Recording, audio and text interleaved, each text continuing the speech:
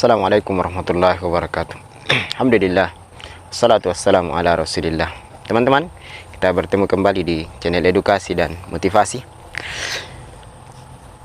Ada banyak hal teman-teman yang menyebabkan seseorang itu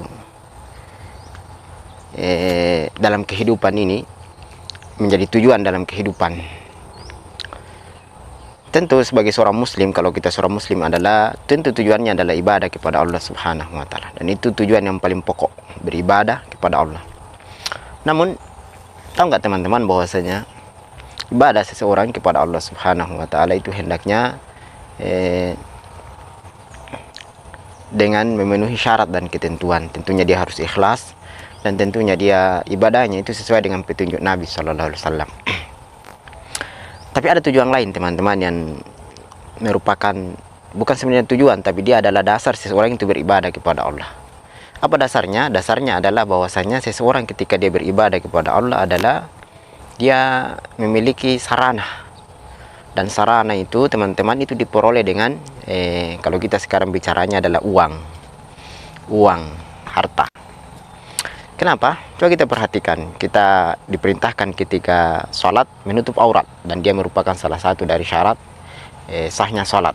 Syaratnya sholat itu adalah menutup aurat, dan aurat itu ditutup dengan kain. Sementara kain atau pakaian baju yang kita beli itu adalah dibeli, dan belinya itu dengan uang teman-teman.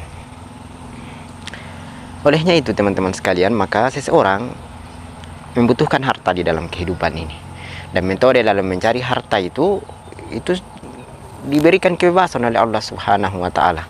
Bagaimana caranya Anda mencari harta? Silahkan saja dengan tetap berada di jalan. Apa jalannya? Tetap dengan jalan yang benar, tetap dengan mencari harta dengan cara yang halal. Karena kehalalan harta itu teman-teman itu terdiri dari dua hal.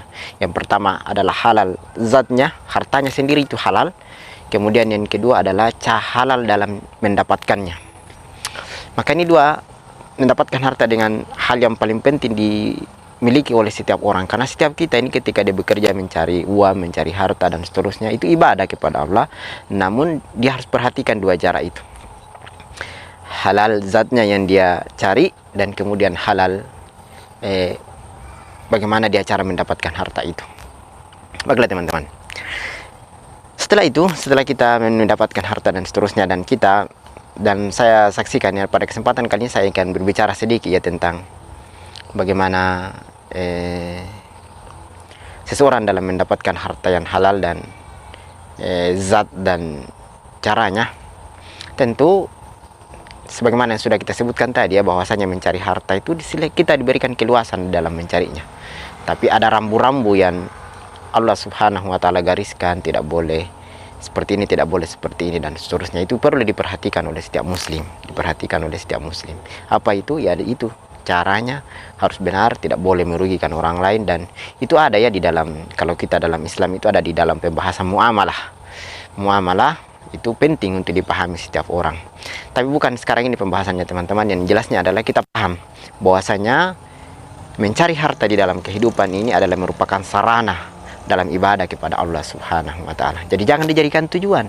Seseorang, bagaimana cara membedakannya ini sarana dan tujuan? Bedanya adalah kalau dijadikan sebagai sarana, maka dia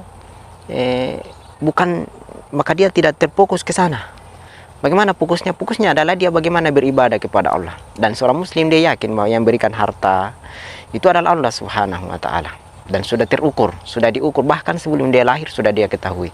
Makanya seorang muslim itu dia tenang di dalam kehidupan, dalam mencari harta dia merasa tenang dan seterusnya. Baiklah teman-teman, itu mungkin yang kita sampaikan pada kesempatan kali ini. Maka kita berusaha mencari harta tetapi ada di dalam jalan, tidak boleh keluar dari jalan. Semangat selalu, sehat. Assalamualaikum warahmatullahi wabarakatuh.